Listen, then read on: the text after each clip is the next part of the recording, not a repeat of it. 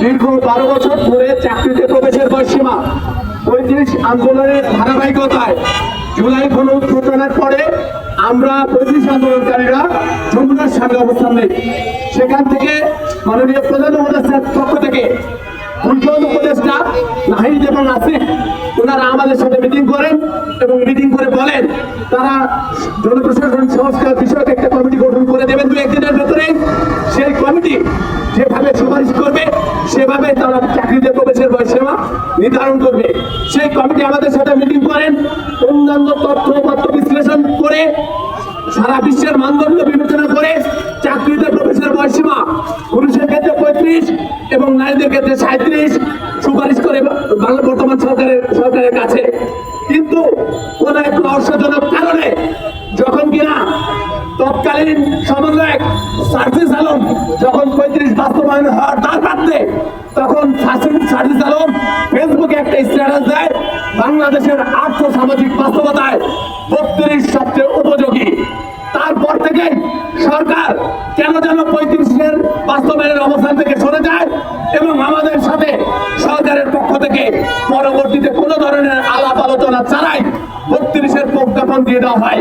আমরা মনে করি সেই সময় সরকারকে তৎকালীন সমন্বয়ক সার্জিস আলম প্রভাবিত করেছিলেন এবং তাদের নিজ কলোনিয়াল গোষ্ঠীকেন্দ্রিক স্বার্থকে বিবেচনায় নিয়ে হয়তো তারা সামনে ডাকসু নির্বাচন করবে, সেই জন্য রানিং স্টুডেন্টদের স্বার্থের কথা বিবেচনা নিয়ে 32 করে আমাদের মাঝে বিবাদ সৃষ্টি করেছে।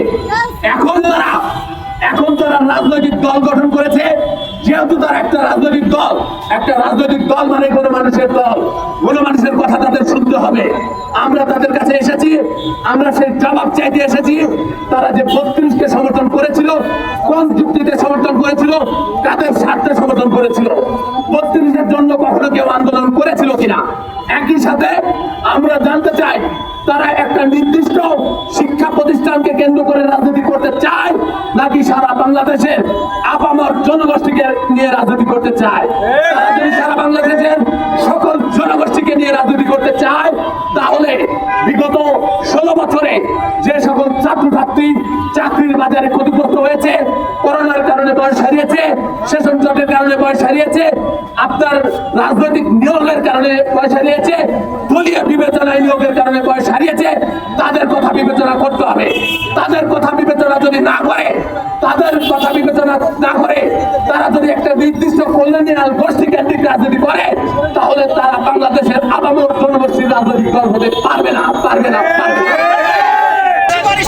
আমাদের এখান থেকে একটা প্রতিনিধি দল ওনাদের ওখানে যাইতে বলছেন, আমরা সেখানে যাবো, ওনাদের সাথে আলোচনা করব আমাদের এই দাবির বিষয়ে, ওনাদের দলীয় অবস্থান কি এবং সেই অবস্থান অনুযায়ী ওনারা কি কি বাস্তবসম্মত ব্যবস্থা নিতে পারবেন সেটা আমরা জানবো, জেনে এসে জানাবো।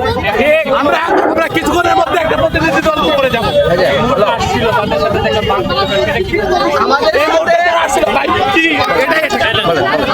এই মুহূর্তে যারা আসছিল আচ্ছা আমি মাইকে বলতেছি, আপনারা দেখেছেন যে এনসিপি থেকে সেন্ট্রাল 2জন লিডার আসছিলেন, তারা আমাদের সাথে কথা বলেছেন।